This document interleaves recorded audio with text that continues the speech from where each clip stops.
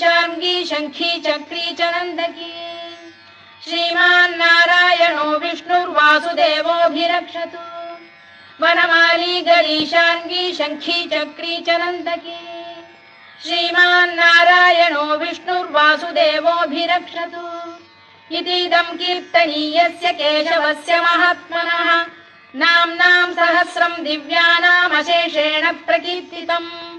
य इदं शृणुयात् नित्यं यश्चापि परिकीर्तयेत् नाशुभं प्राप्नुयात् किञ्चित् सोमुत्रेह च मानवः